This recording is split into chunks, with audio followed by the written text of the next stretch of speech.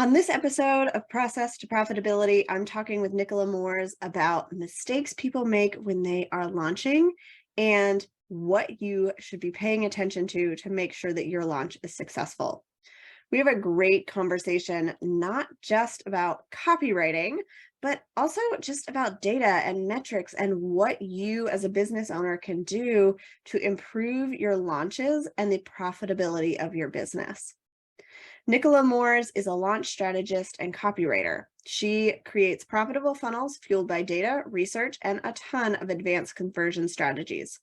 Her data-driven approach to messaging and funnels with her funnel fuel formula has gotten her client results like a 68% increase in sales page conversions, a 13% conversion rate on warm and cold traffic for a sales page, and up to 85.4% open rates on launch emails. If you know anything about metrics, you know those are all amazing results. And we talk a little bit about how to look at those metrics in this episode. She's also written about funnel optimization for entrepreneur, digital marketer, and medium. Throughout this episode, Nicola shares lots of insights, so make sure to check out her website and her Instagram if you want to learn more. Hi, Nicola. Thanks for joining me. Hi, thank you so much for having me. I'm so glad we finally found a time to make this work. I read your official bio at the beginning of the show, but can you tell us a little bit more about who you are, what it is that you do, and how you have been profitable in your business? Yeah, of course. So I'm a launch copywriter and launch strategist. So I have two sides to my business. My main one, my bread and butter, and I would say the thing that I just love to do is I work on done for you launch projects for my clients. So I tend to work with online business owners who are launching masterminds, digital products, courses, all of the good fun stuff. And I help them strategize their launches, really dig into the messaging and the audience, because even though these business owners, it's not their first time launching, right? They've done this plenty of times before, the ones that I tend to work with. But I find that they could always get deeper with their messaging. So that's really what I do. I'm going really deep into their research, looking at their audience. I start off every project with a launch debrief, looking at their numbers, because even though I'm a good writer, numbers are actually, I'm really good at them. I don't know why.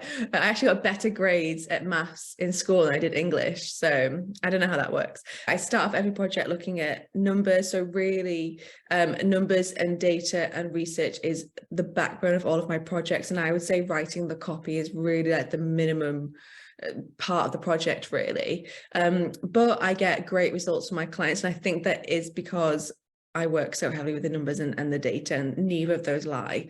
So that's my first part of my business. And then I also sell digital products. So I have a digital product teaching copywriters and business owners how to nail brand voice and how to really like pull out your personality into your writing. And then I have another one which teaches copywriters and business owners how to actually debrief their launches. So that's the profitability of my business. I have the two separate streams. When you started copywriting, did you always do all of the strategy and debriefing and kind of looking at the numbers, or did you just offer copy at the beginning? Just copy. I fell into the trap that most copywriters fall into, which is I ignored the research. So my poor copywriting clients that I first worked with, because I just went in and started writing, and I honestly, I'm so ashamed that that's what I did, but that is what I did. Luckily, I learned quite quickly early on that you do need to do research. And when I say research, I don't mean, obviously I did the research where I looked at my client's business. I looked at their offer. I read like some reviews from their previous customers, but I didn't go too deep into doing surveys and interviews and a web and looking at what the cold audience is saying and their competitors. There was none of that strategic stuff. So I did do the initial research. I used to be a journalist, so that sort of comes naturally to me anyway. But no, I just focus on the copy and the strategy. And I think at the start, if I had offered strategy, I think I would have been too scared. I wouldn't have known what I was doing. Whereas now, I've done enough launches that I know what I'm talking about. I like to think. And that's the part that I actually really love, is like having that bigger picture, sort of 30,000 foot view of the launch, and just being able to go into it and say, okay, this is what we need to do. And a couple of years ago, no way would I have been able to do that. Definitely not. Yeah. I think so many of us start off that way. Like when I go back and look at the websites I designed when I started my business, I'm like, I could do this so much better now. In some ways, it's like, I feel bad they didn't get the skills I have now, but at the same time, you're growing, you're changing, you're charging more money, and that's all part of the entrepreneurial journey. Exactly. We're all evolving. And I guess at that time, I wasn't charging the rates I am now. So I feel less guilty about it. They got a steal, to be honest. I think at one point I charged like £20 for a website page. Honestly, that was my first client. So yeah, it's just all about evolving and continuously learning and growing your skills. And that's the beauty of being a business owner. You don't have to stay stagnant. Your offers don't always stay the same. You don't always stay the same. And even your clients can change as well. So yeah, that is the beauty of it. So today we're talking about launching and really, that strategy piece that you do. So what are the top mistakes people make during their launch to kind of get us started, to help people kind of get an overview of when they're launching, what might the mistakes be? Oh, I love this question. So number one, I would say, is having unrealistic goals. That could be goals in terms of revenue or new customers. Generally, it tends to be the revenue goal. I feel like everybody goes into a launch and thinks, okay, I want to have 100K launch. And that's great. And I think, we need to have big aspirations in life. That's really important. However, is it realistic for you and your audience size? So what I always say to people, and actually when I work with clients and they tell me their launch goals, I actually reverse engineer their goal, and I'll show you how to do that in a second, but I reverse engineer their goal and say, okay, if this is your goal to get, okay, let's say 100K, for example, this is how many leads you would need to get looking at your sales page in order to hit that revenue goal. And then when I break it down like that for them, generally they're like, okay, let's change that goal. And so the way that I do it is, it's a bit of a math equation. So just for like simple numbers, let's say you have $10,000 as your launch goal. Your product is $500. That means you would need to get 20 sales to hit that 10K, presuming that you don't have any order bumps, etc.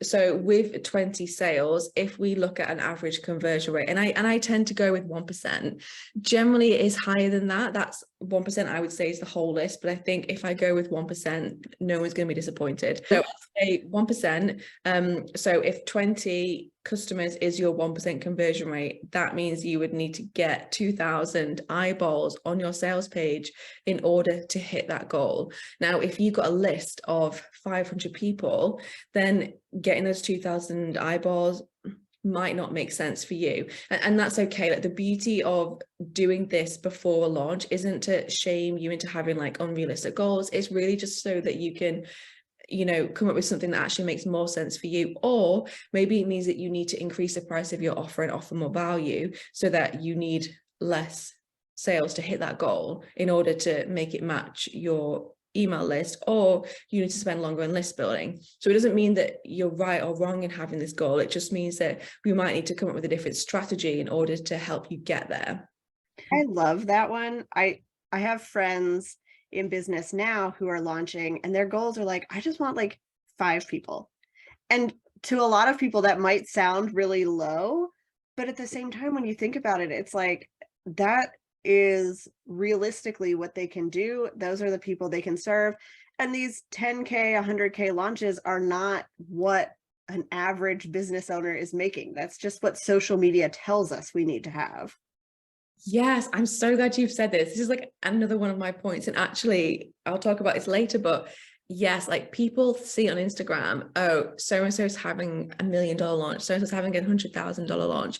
Okay, yeah, that's the revenue they're bringing in, but how many refund requests are they getting on the back end of that? What's their profit margin? They've probably spent a fuck ton of money on Facebook ads and probably a copywriter and other stuff. So even though that's the money they're bringing in, that probably isn't the money they're taking home. And that's really what you need to be looking at is, okay, instead of like the revenue that I'm going to bring in, how can I increase my profit margins and make sure that, number one, I'm helping as many people as I possibly can, and making sure that most of that money stays with me and in my bank account. And I love that approach that your friends are taking of looking at the number of people they want to help instead. Okay, I want to get 5 students rather than the money they want to bring in.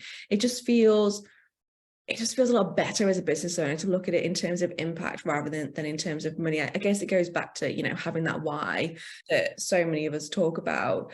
If you chase the money, it just sometimes doesn't help you in business. Whereas if you chase helping people and making an impact, the money will follow that.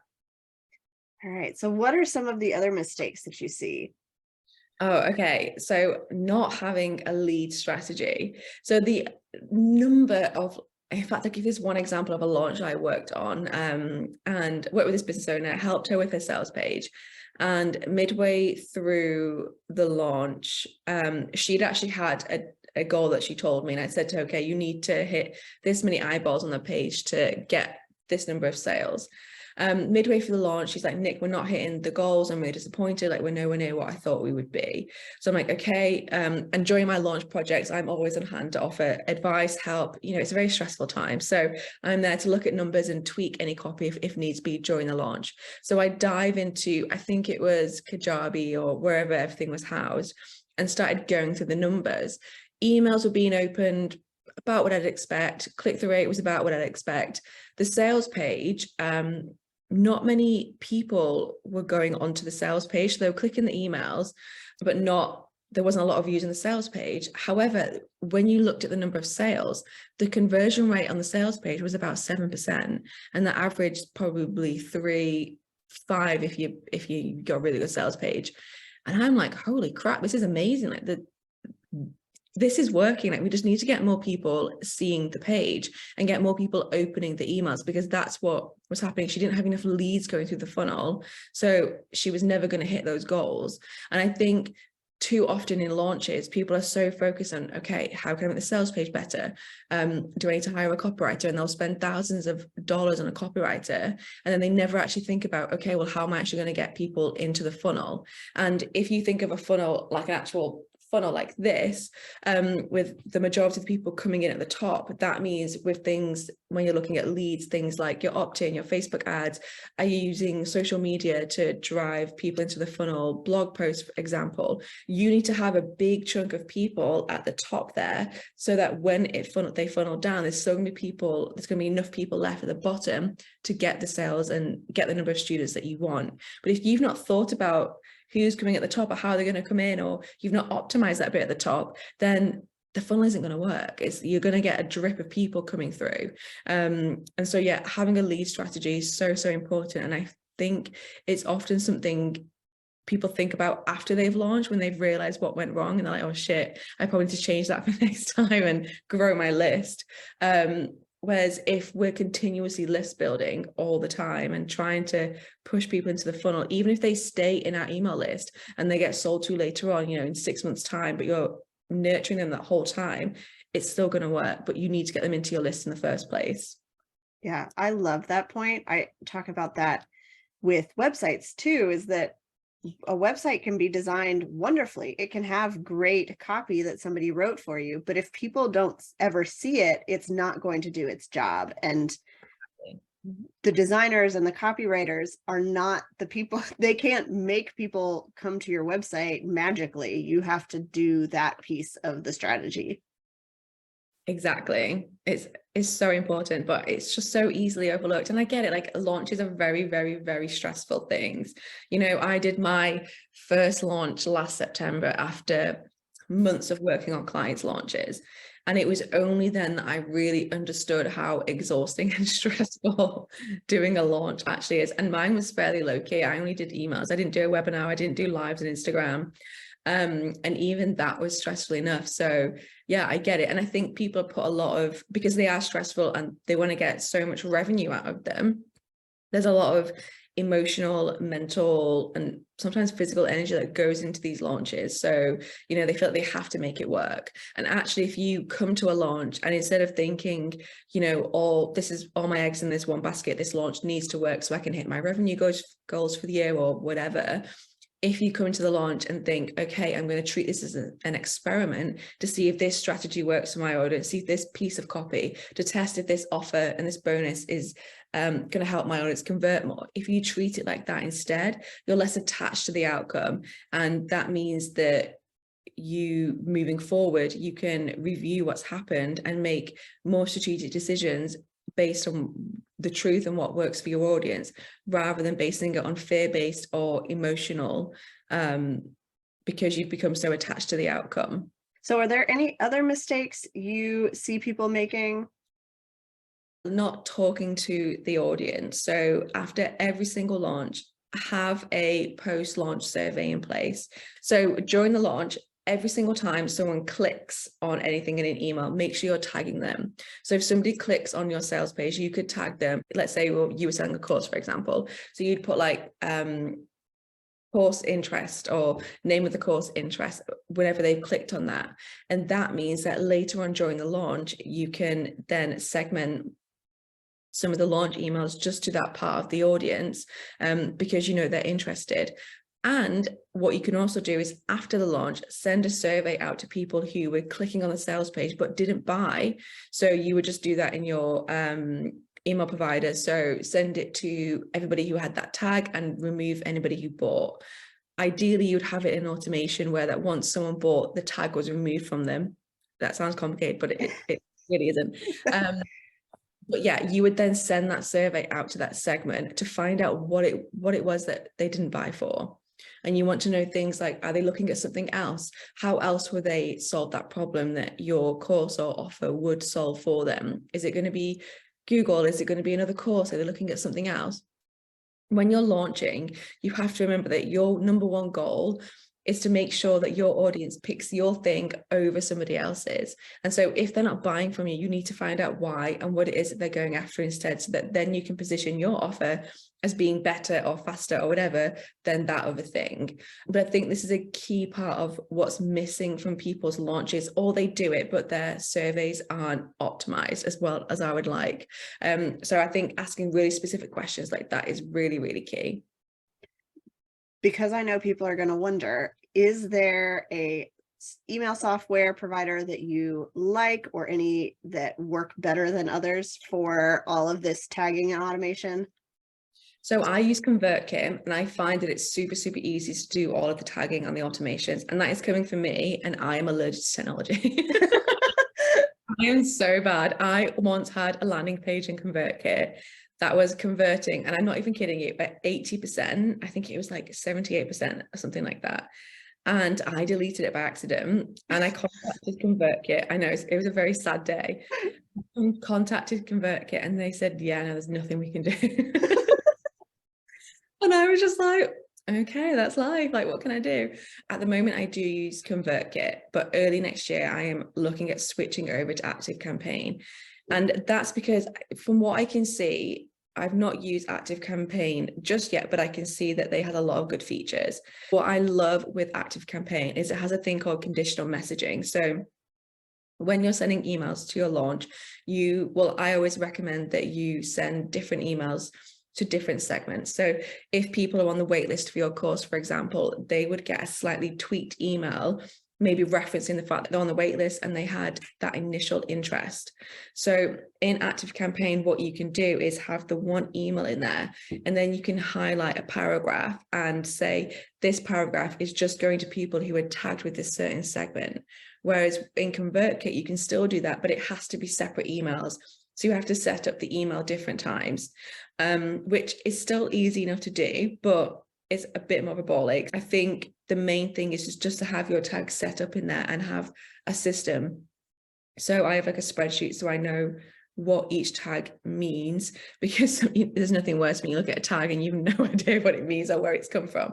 And I have like where they're coming from as well. For example, I'm joining a bundle later this month, so I know that certain people in this tag are coming from that bundle. It just helps me if I ever want to target that segment in the future. Yeah, it's so smart to have like a spreadsheet, because I have been in so many people's emails getting stuff set up, and I'm like, I don't know do you know what any of these tags mean? Is there any reason you're even collecting this information? So you have to be strategic when you're doing that, because otherwise you've got so much data that it doesn't mean anything. Exactly. And to be fair, like you can always, I think it is better to over tag if you even if you don't use it, you can just delete it a few months later. But yeah, make sure you have that spreadsheet that tells you what the tag means, because like you said, otherwise it means absolutely nothing. When I actually cleaned up my tags a few months ago, and I was like, what am I doing? I don't even know what this is. All right. So are there any other mistakes that people tend to make during launches before we get into some of the other topics for today? I mean, I think they're the main three, I would say. I think if I was to say another one, it probably is comparing your launch to somebody else's. I think a lot of people online, when they're launching, they'll have a team of people, or they're spending thousands of dollars on Facebook ads, or they're doing X, Y, Z. And you have to remember that you can't compare your thing to theirs, because you don't know what their infrastructure is behind their business. And I think it's too easy to fall into that trap when people are doing that, especially the comparison trap. So yeah, I think that's my final tip, is just don't, and final mistake, I guess, is just don't compare yourself to other people. Like you don't know what their profit margin is, for example, or even if things are converting for them.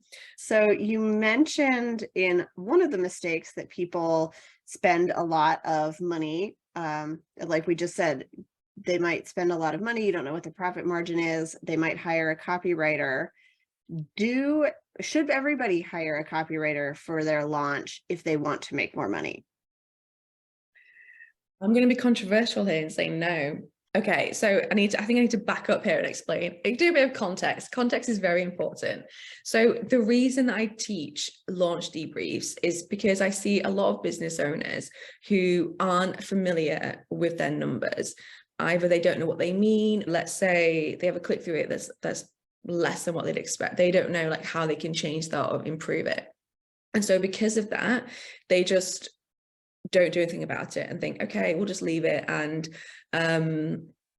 let somebody else figure it out. And that's okay. I get it. Like numbers can be scary, especially if you don't know what they mean. But that's why I really want to empower people to like know what their numbers mean. Because often, when I said before, when a launch doesn't go to plan and you've got so much emotional energy into it, what often happens is you will have an emotional based decision afterwards where you think, okay, it must be the copy. And 9 times out of 10, when a launch doesn't work, people actually blame the copy, which isn't always necessarily the case. And so instead of looking at their numbers and thinking, or seeing rather, where the numbers are falling short in their funnel, they just presume it's the copywriter or the copy, spend thousands of dollars on hiring somebody else or getting their old copywriter to fix the copy, when actually if they looked at the conversions, they might see that that sales page was converting higher than normal. They need just to get more people in the funnel. And also on the back end of that, a lot of copywriters, when they start doing projects, they don't look at the numbers in the beginning anyway. So they don't know that that sales page is already converting really well. And they just think, okay, my client wants me to rewrite this, I'm going to rewrite it,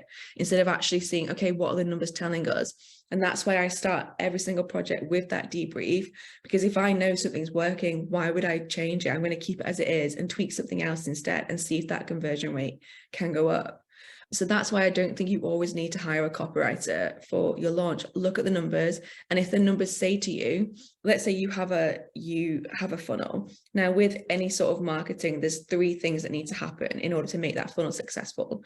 Firstly, you need to have the right audience. So you need to be targeting the right people. Secondly, your offer needs to be right. You need to have that product market fit. So that means that your offer is solving a problem that your audience actually wants solving. Then thirdly, then it's the copy.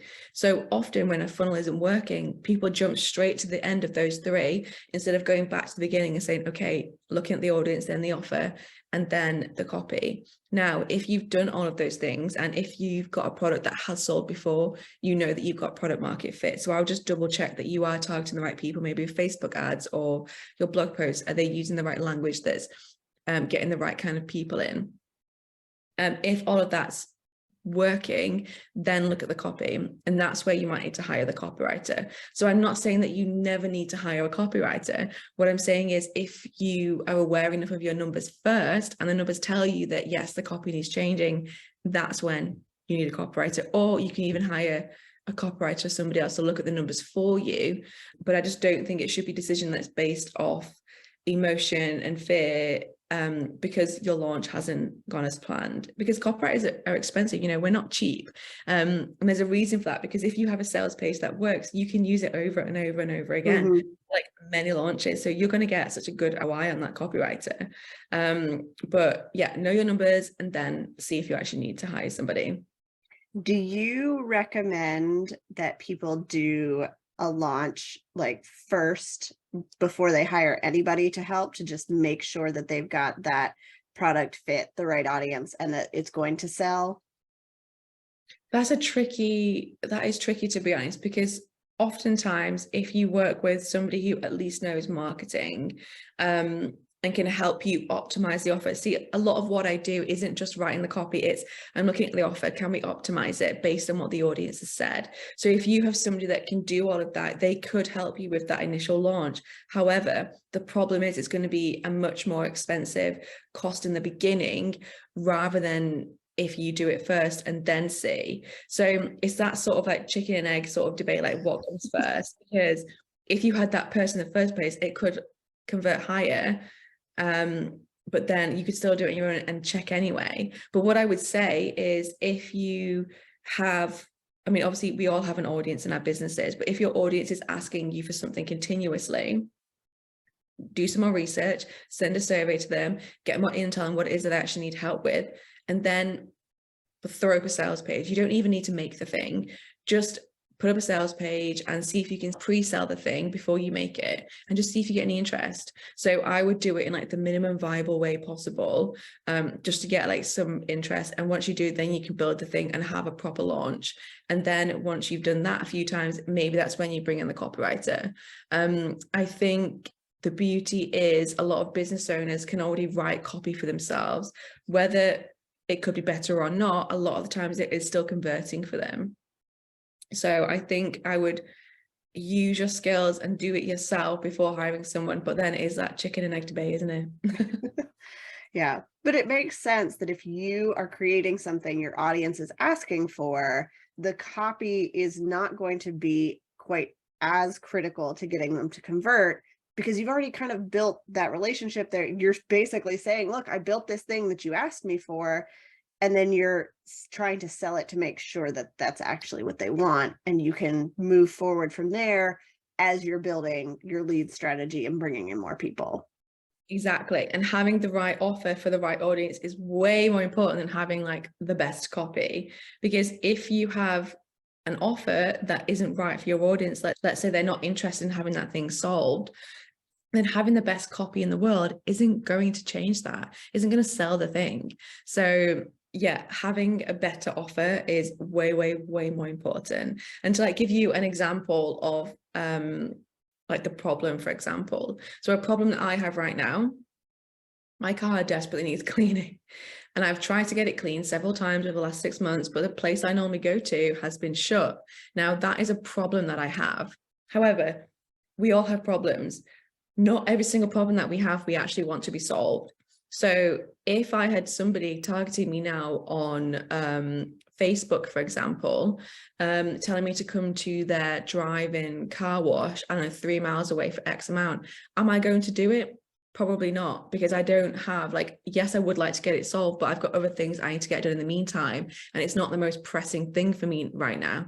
However, if I was going to pick up my granddad to take him for lunch, for example, my granddad loves cars, and he likes to look at my car and check it for rust. So I know that if I picked him up, he would take one look at my car and think Nicola needs to clean her car, and I'd feel like I was disappointing him. So that is like a circumstance where I would want to get the car clean and get that need solved and that problem solved. So even though your audience might tell you they have a problem, it's your job to find out if it's something that they really need solving, or if it's something that, yeah, it's a problem, but I'm not too bothered about it right now. And that's the difference. And a lot of business owners offer is actually solving a problem that the audience doesn't really care about being solved right now. But in the right circumstance, they might. But we're looking for the thing that they really, really, really want to be solved right now. All right. So we talked about this a little bit, but when people are looking at a launch and they're planning all of this, what data should they actually be looking for? Like, what is the most important things for them to track as they look at like a previous launch and maybe during what's going on? And what can they just, not worry about, leave to the side? Okay, so I would look at click-through rates on emails. And I know there's this debate at the moment about whether to look at open rates because of everything that's been going on. I would still look at them, but I wouldn't use them as like a metric that you're going to solve, but just keep an eye on them just so you can track them. So keep an eye on open rates. Click-through rates definitely look at, and conversion rates. So I do conversion rates throughout the whole funnel. So conversion rate is basically not just to a sales page, but landing pages. So it's looking at how many people are taking the action that you want to take. And the beauty of doing the conversion rate throughout the funnel is that you can see where in the funnel people are actually dropping off, or where the conversion rate is much higher, much lower. And if it's much lower, then you know that people are dropping off at that point and you need to resolve that section of the funnel. So look at that. Customer retention is another big metric I would look at. So once your launch is finished, how many people are asking for a refund? If a lot of people are asking for a refund, then that tells me you don't have a sales problem, but you have either a marketing problem, and I'll explain why in a second, or a customer service problem. If in your copy you've promised people they're going to get X, Y, Z in the course and they join it and that problem isn't met, that's when they might ask for a refund. So that's why I say that you might have a marketing problem. Or if they join a course and the customer service is rubbish, again, that might be another reason why they ask for a refund. So look at your customer retention rate. And a good thing to do is drop in surveys or one questions when people try and leave, like, hey, what's going on that made you want to leave my course, or something like that. Again, just to get that intel and see how you can resolve the situation. Looking at retention rate is super, super important. There was a study I read a few months ago, and it was it found that a 5% increase in retention rate can lead up to 95% increase in profits, because once you're looking after people that are already buying from you, they're more likely to buy from you again. So it's super easy to sell to them again with new products or new offers. So it's a really important one to look at. Profit margin, again, we've mentioned that before, but that's a really important one. And I would look at that, again, still look at revenue, but I think profit margin is even more important. The thing with profit margin is you might find that your initial launches might be higher once you've paid for the copywriter, for example, but then the next launch, if the copy converts, you won't need to have that outlay there. So you'll find that your profit margin will jump up the next time anyway. So I'd say they're the main ones. In terms of ones that you don't need to bother about, I would say it's things like vanity metrics, things like the number of followers you've got, things like looking at the number of leads you've got on your own funnel. It's important, but it doesn't make the success of your funnel. Because even if you had like 2,000 people join, but your conversion rate's really low, then you still not going to get that many sales. So it's important, but take it with a pinch of salt and use it more as a tracking thing, so you can see like what sort of strategies are working to get leads in. Yeah, that makes a lot of sense. You're kind of looking at your funnel to see which pieces are working, where things might need tweaks, where you can put in more effort.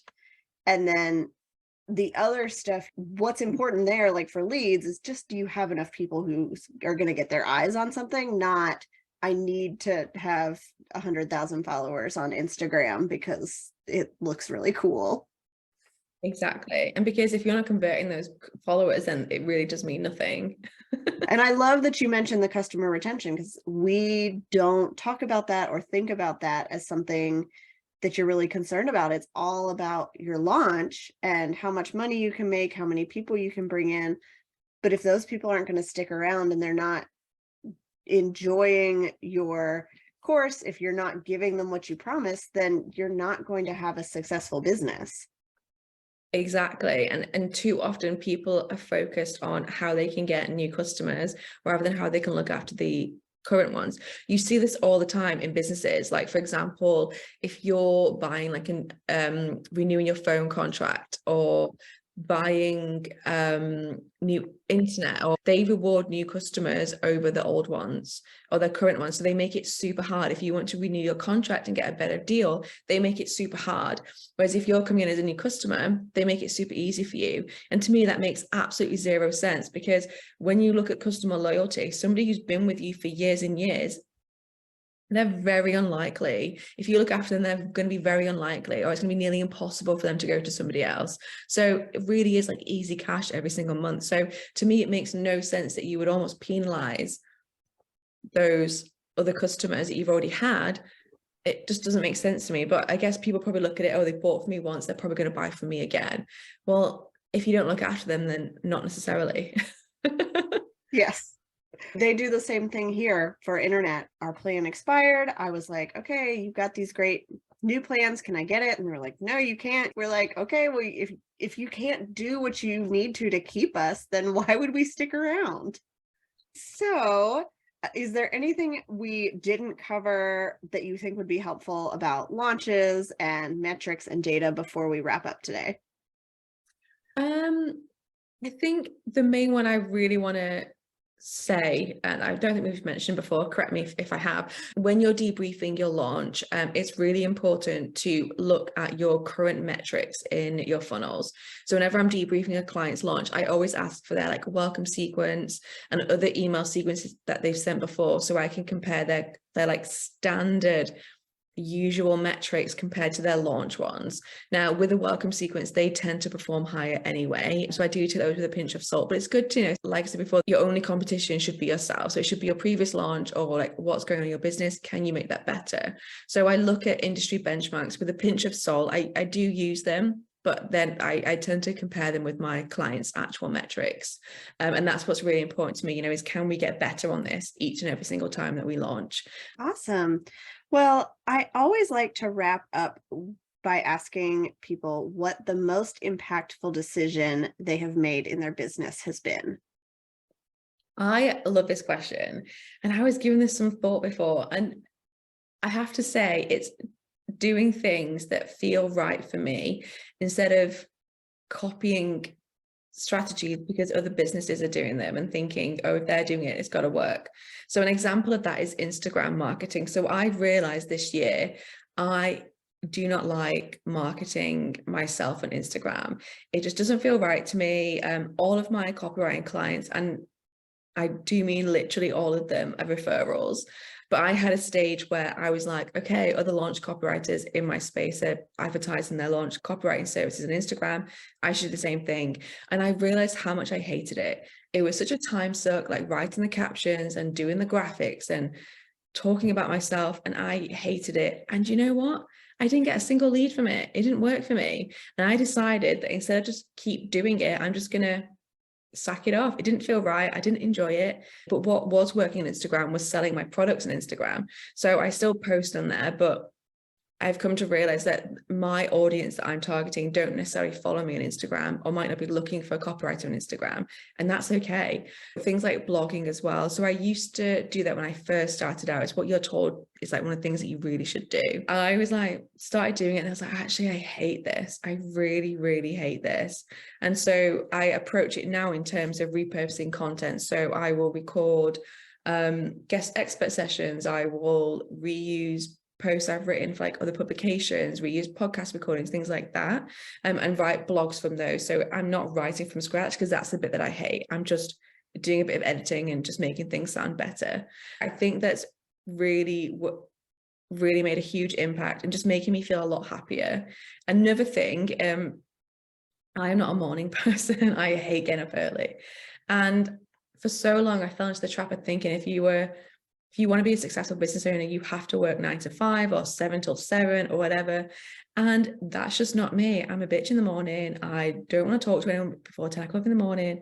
And I've just sort of lent into that now and been like, okay, that's what works for me. I live in the UK anyway. All of my clients are American. So it actually works better for me to start work at 10 or 11, maybe work a bit later on the days I have calls or podcast recordings, etc. And I'm just a much happier person because I'm still doing what I like to do. I'm doing it on my terms and to suit who I am, and I'm not forcing myself to get up. I tried to do the 5 a.m. club for about 2 days and honestly thought I was going to die. By the time I got to the afternoon, I just could not function as a person. I love that answer. I mean, I think there was a book at some point that was really popular that was like, you should get up at 5 a.m. to start work. And I'm like, that would not work. I have a toddler who's up at 5. If I tried to sit down and work at the computer, we would be in a disaster zone. But I love that you have really figured out and embraced, like, I'm going to do what works for me. And that's what's going to help my business flourish because that's what's going to help me in my life. Exactly. And I just feel a lot more rounded, a lot happier and better person because of it, because I'm not trying to fit other people's mold, and instead I'm doing what works for me. And you know what? I tried those other things. They didn't work, and that's okay. Like, I'm not going to, sit and stress about it or think about it. It didn't work, and that's okay. I'm just going to move on and do what does work for me. So where can people find you online if they want to connect, if they want to kind of check out what you do and the things that you offer? So I'm always on Instagram. I have a bit of an Instagram addiction and I love sending voice notes. So I'm at Nicola Moors on Instagram and my website is nicolamoors.com. All right. Well, we will link to that in the show notes. And thank you so much for coming on the show today.